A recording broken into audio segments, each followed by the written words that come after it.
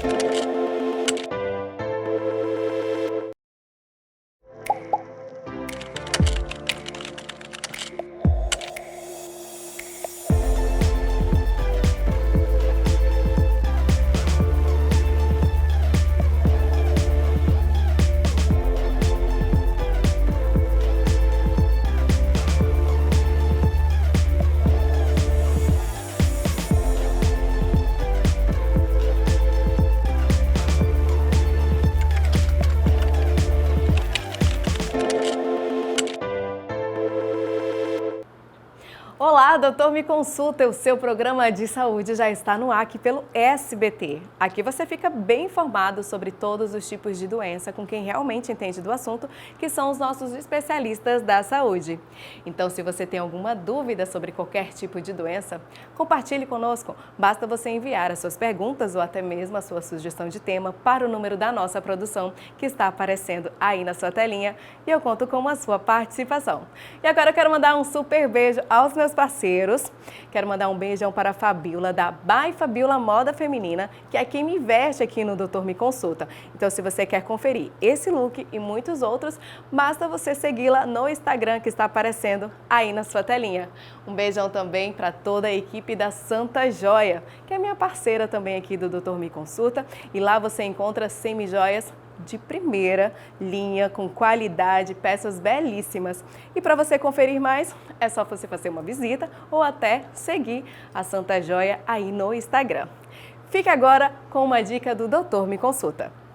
Estima-se que 1% a 2% do peso corpóreo de um adulto esteja na forma de cálcio. Os alimentos ricos em cálcio ajudam a melhorar não só a estrutura dos ossos e dentes, mas também a força e contração muscular e até a coagulação sanguínea. Eu tenho a satisfação de estar recebendo aqui no Doutor Me Consulta o neurocirurgião Dr. Simão Lunieri. Tudo bem? Tudo bom. Tudo bom com vocês também? Obrigada pela presença. E hoje nós vamos falar sobre AVC. Doutor, explica pra gente o que é o AVC. AVC é uma sigla definida pelas palavras acidente vascular cerebral. É todo tipo de doença cerebral que acomete vasos. Elas são divididas, esse grupo de doenças, em dois tipos. Tem aqueles que sangram e aqueles que não sangram, mas os dois são AVCs. No caso dos tipos de AVC, que você acabou de mencionar aqui, né? Que tem os que sangram e os que não. Esses seriam as principais características desse tipo de AVC? Sim, na verdade até confunde muito, porque a característica do AVC ela se define muito pela região cerebral onde ela vai ser instalada. Mas tem algumas peculiaridades entre o AVC hemorrágico e o AVC que a gente chama de isquêmico, que é o que não sangra. Geralmente o AVC isquêmico é aquele que passa mais de forma lenta, gradual, e o paciente tende a não perceber. Principalmente porque, às vezes, e a maioria das vezes, acontece durante o sono. Aí o paciente já acorda, às vezes, com algum déficit que não tinha antes, e fica aquela interrogação do que foi que aconteceu, diferente do hemorrágico. O acidente hemorrágico, não, ele já tem uma característica muito grande, que é uma dor de cabeça, muito intensa, atípica, que ele nunca sentiu antes na vida, e às vezes até com rigidez de nuca. O sangramento, às vezes, é tão grande que ele se espalha também por aqui, que a gente chama da coluna cervical, por cima da medula cervical, gerando isso, que a gente chama de meningite, que é uma inflamação da meninge, causando essa dor cervical. E aparece algum tipo de mancha vermelha no pescoço da pessoa? Não, isso aí já é pela meningite infecciosa. Na meningite do AVC, não. Ela vem mais com muita dor de cabeça. Sim. Aí, às vezes, o paciente tem tanta dor de cabeça que vomita, para ver se alivia a pressão cerebral. Às vezes não consegue nem esticar a perna direito, às vezes não consegue nem fletir a cabeça, de tanta dor que tem por causa dessa meningite, que na verdade nada mais, nada menos é do que a concentração de sangue próximo da medula. Sinais importantíssimos, né, para que as pessoas fiquem atentas, porque a gente tem muita mania de sentir dor de cabeça e querer se automedicar, né, doutor? Isso. E quando é uma dor de cabeça muito severa, é melhor você realmente já buscar uma ajuda médica, porque pode estar acontecendo isso, está sofrendo um AVC e não sabe. Exatamente. Por isso que se tem a sigla, que já está bem conhecida, do SAMU, que na verdade se define pelas palavras do S de SAMU, é para você soprar, para você sorrir, para ver se a musculatura do rosto está simétrica. Se você sorrir e algum lado do seu rosto está mais fraco, existe uma chance de você ter tido um AVC, uma chance. O A do SAMU é abraçar, que na verdade nada mais é do que você tentar exibir a força da tua musculatura. Então, se você tiver uma paralisia de um lado, na hora que você for tentar abraçar, vai ficar evidente também. Assim como o M do SAMU significa mensagem, que nada mais é do que você tentar falar algo e a pessoa, se ela tiver tido um AVC, seja isquêmico ou hemorrágico, ela pode ter alguma alteração na fala. E para completar o SAMU, o U é de urgência, que se você vê alguns desses 3 parâmetros, é para você ligar para a ambulância para poder servir de urgência para o paciente. Então, muito legal, todos esses sinais que o senhor acabou de mencionar aqui, né, para os telespectadores, até uma forma também de, primeiro momento, você estar ajudando aquela pessoa que está passando mal ali antes do socorro médico chegar. Exatamente. Doutor, tem mais uma pergunta sobre a questão, por exemplo, da prevenção. Tem como a gente prevenir um AVC? Tem sim.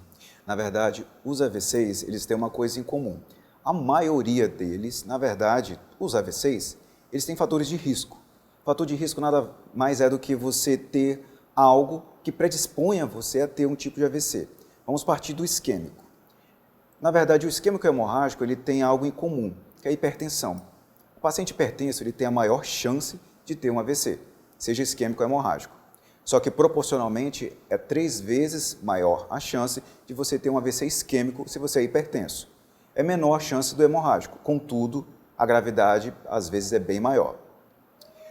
Outro fator de risco é o tabagismo, diabetes, dislipidemia, um paciente que come de forma desregrada e tem alterações do seu LDL, do colesterol, triglicerídeos. Isso aí pode fazer acúmulo de placas nas artérias e esses acúmulos eles irem se despregando aos poucos pelos vasos, conforme a pressão vai subindo e fazendo pequenas obstruções que podem caracterizar o AVC isquêmico ou, na verdade, fazendo rupturas por dentro por conta dessas placas, podendo causar hemorragias, no caso, o AVC hemorrágico.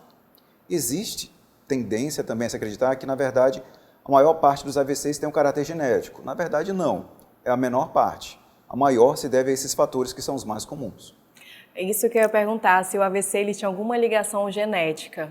Tem, mas não é algo tão forte, né, doutor? Não é algo tão forte, mas se você tem um parente de primeiro grau, no caso pai, mãe ou irmão, que tenha tido um AVC, se você tiver algum sintoma ou alguma dor de cabeça atípica, você já tem que ficar de olho para fazer algum exame, que a chance de você desenvolver é grande, pelo parentesco. E agora chegou o momento da participação dos nossos telespectadores. Desde já eu quero agradecer a participação de todos vocês e continue participando, porque é muito simples, basta enviar a sua dúvida sobre qualquer tipo de doença para o número da nossa produção que está aparecendo aí na sua telinha. Vamos agora conhecer a primeira pergunta de hoje, doutor, na tela.